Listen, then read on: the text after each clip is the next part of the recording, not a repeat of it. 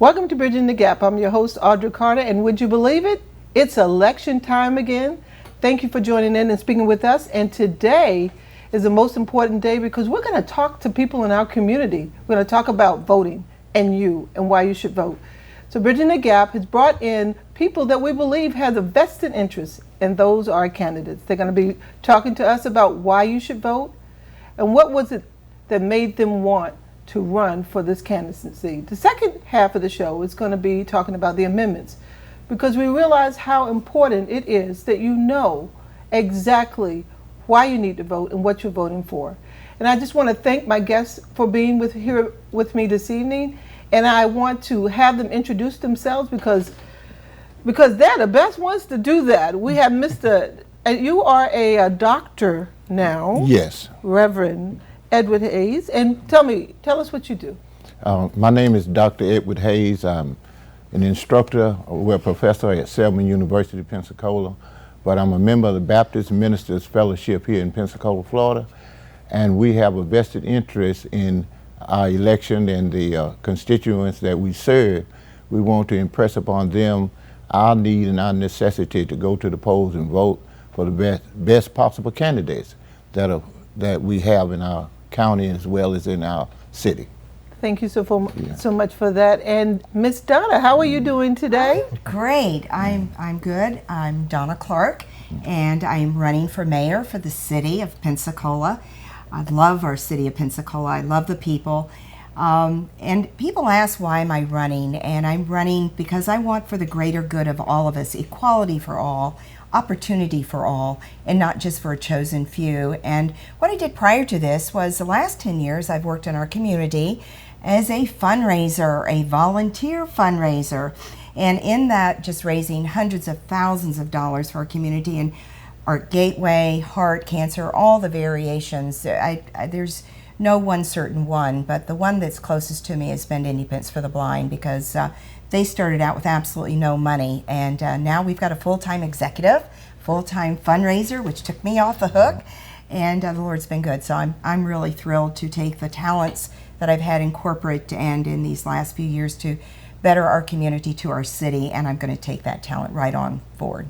Thank you so much for that. And Mr. Doug, how are you doing? I couldn't be doing a whole lot better. I know your boys are so happy that this is almost at the end. We're getting down to the wire. It has certainly been a journey for them and for my wife as well. And you're but running it has all for? been a good one. I am running. I'm the Republican nominee for County Commissioner, District 2. So came after, like a lot of people, I think, in the community, and so it's very interesting. I'm really looking forward to getting into talking about the importance of voting, but because I was one of those people sitting at home watching the behavior of the county commission and you know, seeing things not really make progress, but instead be very personality based. So I just came to the conclusion that if you think it should be done better and if it's the right thing to do, then you need to step out and go and do it. So that really was the genesis for my campaign. And as we've gotten out and talked to people in the communities, I've found that there were a lot of people waiting and very anxious to have that different voice. Okay, well, you know, one of the things that are important to me is I am very surprised that there are many candidates that think that they don't have to earn a vote. And we have a very unique election coming up. It's not a presidential election. And so you have a lot of individuals who are looking at us and saying, why? I don't want to be involved with that. I don't think I need to be involved with that. My vote's not going to count. So one of your jobs today, in short, is to help people understand why is it important for them to vote. So I'd like you guys to take a half minute or so, talk to those individuals out there who are going to be looking to vote on November the 4th. Well, Audrey, may I? Sure. Yes. It's so important. We moved into the 21st century, and one of the problems that we found is that so much money is being put into elections, and it really has taken it away from the local person or the individual. But if we come together and vote, we can overpower the outside money that will control our community. Pensacola being the oldest city in America, we still proudly claim it to be. We are an example to others that we need to pull together, we need to make our votes count for people who have integrity, who will go and sit in these positions, and if they don't have integrity, then we have the power to vote to change them. That's the importance. That's an off-year election. We normally, in our community, only vote when it's a general presidential election. But we want to impress upon the community that we need to vote every time there's an election because it's that important. Thank you so much for that. Donna, quickly. Well, I look at it, I certainly agree with the last answer, but I also look at it in the context that it is our opportunity to control and have power. It is our freedom. It's our God-given right in this country. We are an example to the world of our democracy, and we need to really realize that voting changes things. It changes it local. It may not be a whole federal, but locally we can change the powers Yes, that we be. can. And Doug, can you say something poignant and powerful in the next couple of seconds? Well, I think that one of the important things is we talk about voter apathy. And, apathy is often the word that we use, but I don't think that that's really the right word to describe what I feel, what I see when I talk to people out in the community. It's not apathy. They still care very deeply. It's disenfranchisement. They don't believe that they actually can make a difference. But the reality is, especially at the local level, more so at the local level than the national level, a single vote or a $10 donation makes much more of an impact here than it would in a national level election. We have so many guests to be on with us, so we just had to change out, and we just want to thank you so much because we have Terry here. Terry's here, and she's going to be running for what? The Santa Rosa Island Authority. And tell us a little bit about yourself. I'm Terry Preston. I am running for the Santa Rosa Island Authority. It is my first election, my first time as a candidate. Wow. It's been exciting, scary, I understand. but I think it's really, it's been an amazing learning experience for me. I think as a voter, I've always felt like it was important to be involved in government, and the way you do that is by paying attention, learning about the candidates, learning about the issues, and voting. And that's what I'm hoping people will do for me out on the island. The fellow I'm running against has great name recognition. He's been in office for 12 years, so it's a little bit tough, uphill battle, but I have a passion for protecting the island and protecting the way of life that we hold dear, and things are changing out there. We are now taxpayers in Escambia County. We didn't start out that way, and there's a threat that the money that has been funding the Santa Rosa Island Authority will go away. So we need to start planning for the future and how we're going to maintain the level of services that we currently have and that the county currently enjoys with less funding. Terry, you know, it's I've noticed more and more women in the race in politics, and I think we bring something very unique, and it sounds like you have a real heart for your community. But there are people out there who don't vote, and could you really talk to that person and tell them why? I know you sound like your family grew you up learning how to vote, but there are a lot of people that don't understand how important it is to vote. You are absolutely correct. My father instilled a sense of civic duty in me very young. He basically said, don't complain about government if you're not going to do anything about it. And the way you do things about it is showing up for things like city council meetings or Santa Rosa Island Authority board meetings or county commission meetings, making your voice heard when you have an issue that you're passionate about. Working in civic groups. I'm president of the Pensacola Beach Advocates, which is a group of people that protects the beach.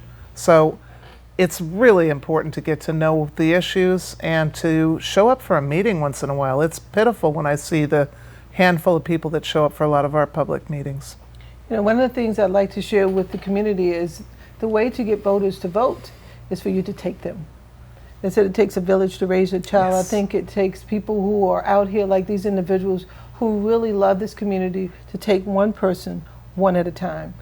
When a candidate walks door to door and he knocks on someone's door and says, I want your vote, what they're saying is that I want you to trust me, that I'm going to take care and confidence of what you have instilled on me. I want you to know that these individuals and many, many others are walking over the next 2 weeks. I think we have 3 weeks left.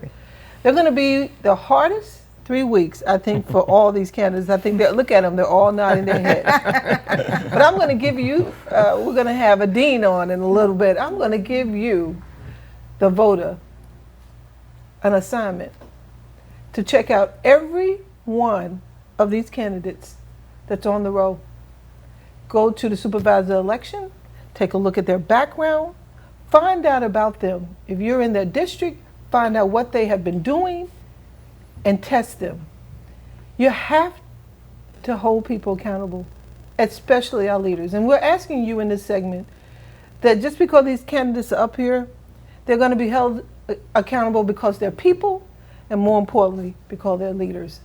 So we want you to stay with us as we walk through the amendments. That's another real hard conversation to have. And I'm going to give each one of these candidates just a couple of minutes. Guys, you got that voter out there, that 18-year-old, that mother who's a single woman. The whole family has 25 people that can go to the vote on November 4th. Right, Doug? Absolutely. You want November 4th. everyone right down? Right, Right. Terry? Yes. Okay, tell them. We got less than 2 minutes. Why should they go to the polls on November 4th to vote? You can start from here or there, whichever one you want.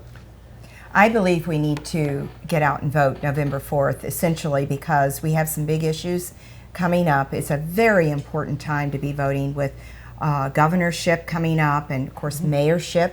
We've got some commissioners coming up, council people. And right now is a time that is crucial for our city and it's crucial for our state that we vote the right person in that can listen to the people, understand what the people need. Great, thank you. Doug, you got Because- half a minute. Half a moment. Putting you on the spot. Because I think that the bottom line is that if you have felt any frustration about the way that our government works over the last 4 years or 8 years or 12, and you want it to be different going into the future, if you want the next 4 years to be different, that begins on November 4th, and it begins with you going to the polls. And like you said, take somebody else and get somebody else out to the polls and vote. You going to bring it up for us, Ms. Terry? Sure, it's your duty.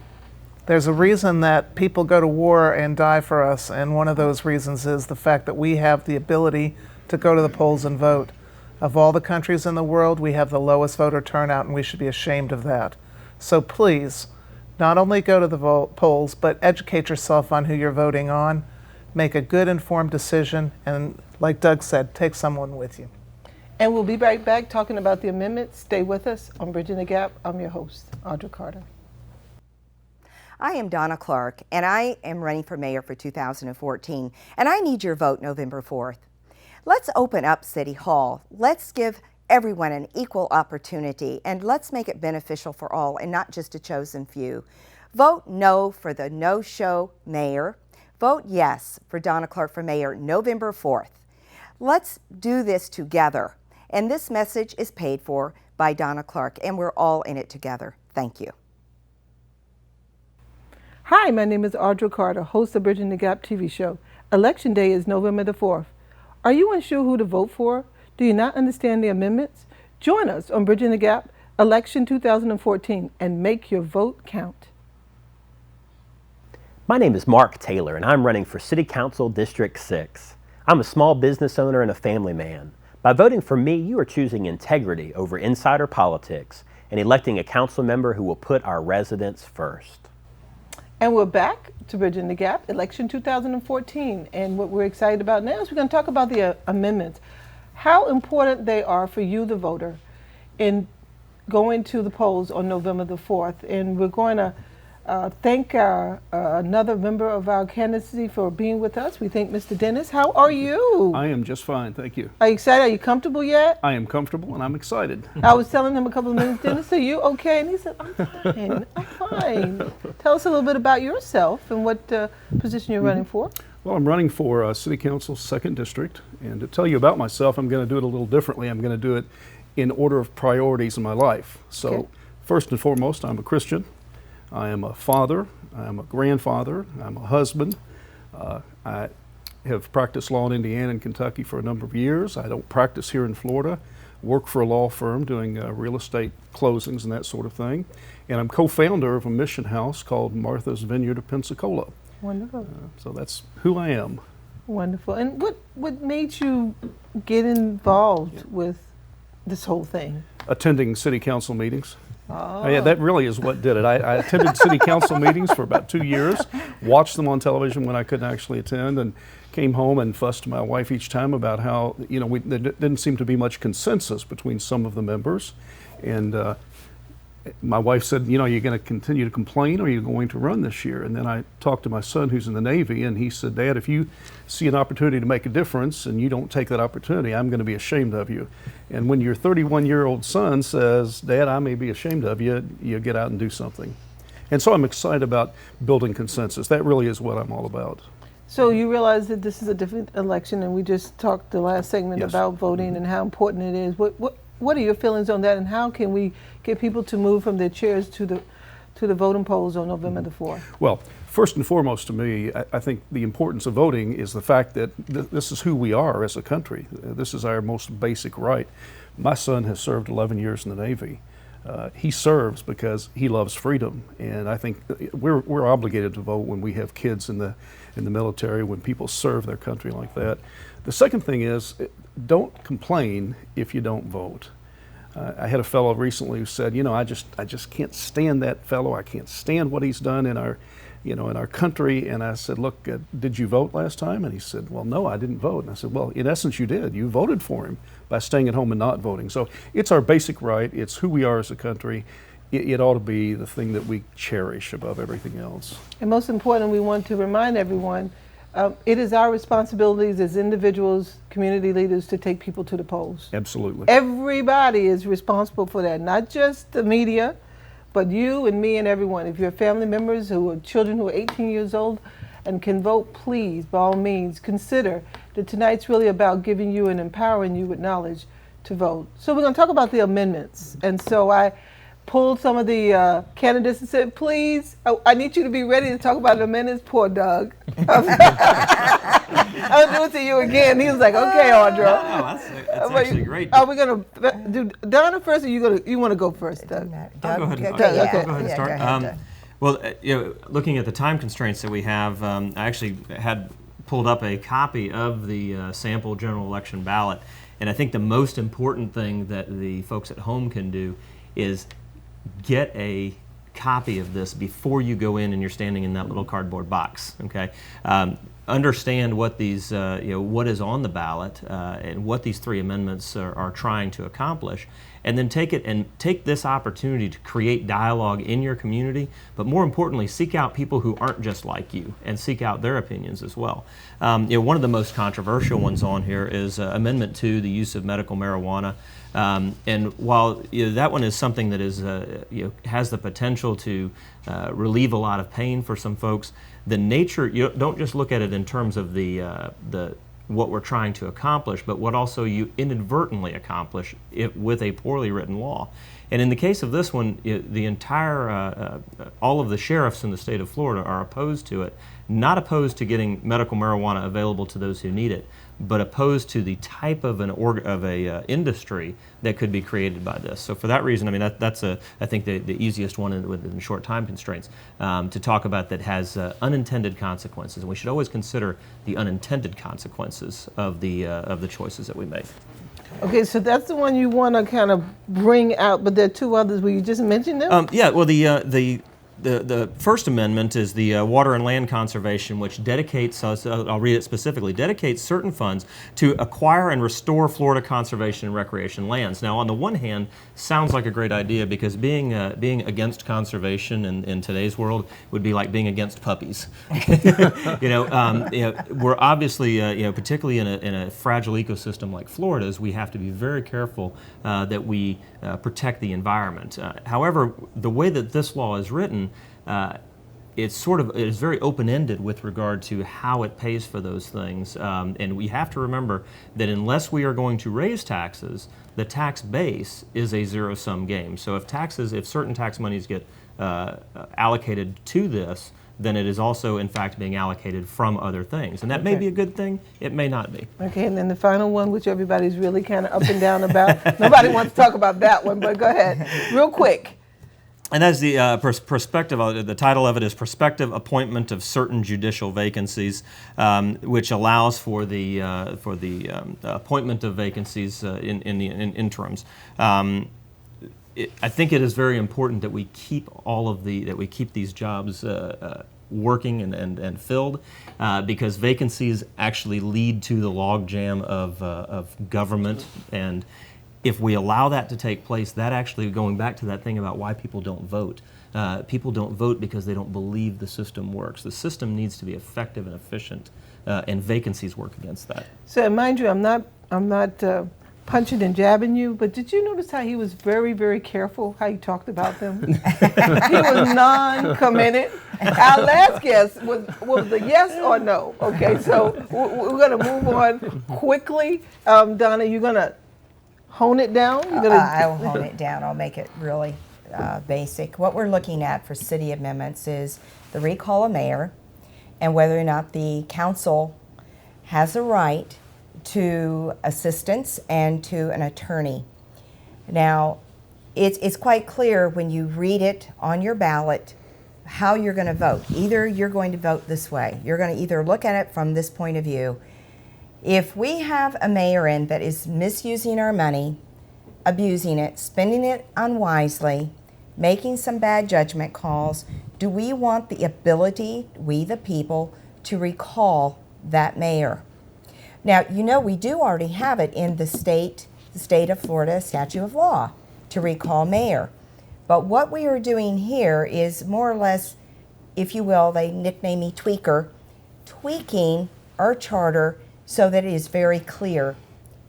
The council people definitely need their own attorney and their own assistants. There are ordinances and resolutions coming that they need that full throttle of help and the attorney to get the information to them by the Florida statutes. So yes, indeed, I believe in both these strongly. Now here's the challenge. You've heard from these individuals who feel strongly about it. Now we want you to do your homework. And the homework is to go to the Supervisor of Election website. It's all over the place. Find your pastor, find your center of influence, find someone that you can trust. Don't worry about not being able to read. Please, we are a communicative group of people. Get together and talk about voting and take someone to the polls. Do not allow a few people to determine the destiny of our lives. Amen. And we have 1 minute, and just like we did on the last time, I want each candidate. Now that means that 1 minute means you got 15 seconds each, okay? I'm not gonna talk about you, Donna or Doug, but I'm just saying. So we're gonna start with Dennis. Dennis, 15 seconds. How do you make them learn about the amendments going out to vote? Well, I think first of all, again, as you've said, we've got to get copies of the amendments, we've got to read them, we've got to ask the questions, we've got to understand. Okay. Don't do it blindly. Okay, Donna? Yes, I definitely believe that if you're not clear on the amendments, there is always someone out there to help, just a phone call away actually, to help you. And it's just important that you know what you're voting for. There is no better time than right now to start becoming the more educated voter, to really take control of the process and be a part of your community. We're going to go to a break. Be right back. We're going to be talking to Joe Canada Wynn, President of the City Council. Hi, my name is Audra Carter, host of Bridging the Gap TV show. Election Day is November the 4th. Are you unsure who to vote for? Do you not understand the amendments? Join us on Bridging the Gap Election 2014 and make your vote count. I am Donna Clark, and I am running for mayor for 2014, and I need your vote November 4th. Let's open up City Hall. Let's give everyone an equal opportunity, and let's make it beneficial for all and not just a chosen few. Vote no for the no-show mayor. Vote yes for Donna Clark for mayor November 4th. Let's do this together. And this message is paid for by Donna Clark, and we're all in it together. Thank you. My name is Mark Taylor, and I'm running for City Council District 6. I'm a small business owner and a family man. By voting for me, you are choosing integrity over insider politics and electing a council member who will put our residents first. Welcome back, and I am just so very happy to have the president of the City Council of Pensacola, Ms. Jewel Canada Wynn, with us today. And I would be remiss not to honor the fact that you have done some pretty miraculous things. I just want you to know, Jewel, we only have a little while, but I figured that it's time for you to kind of talk to these amendments. I know that they are near and dear to your heart. Can you kind of share what your thoughts on it? Yes, they are. I'm going to talk about the two for the City Council, and it is one that's given the City Council authority to hire its own staff. That's important. It creates balance in our city. It also offers the county, this council, the stability it needs to do its job, the confidence and trust that it needs. And we will be able to move forward with some of the legislative agendas that we have in confidence and with our staff. So that's important. The recall amendment is just clarification.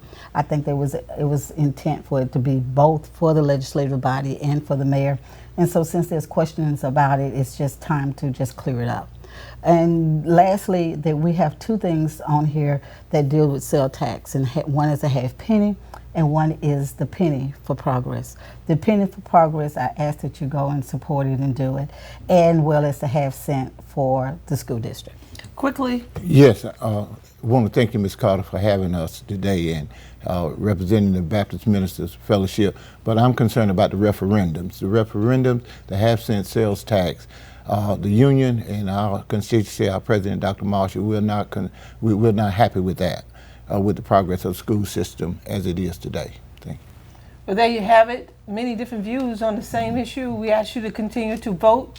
Vote on November the 30th, and thank you so much for being with me on Bridging the Gap.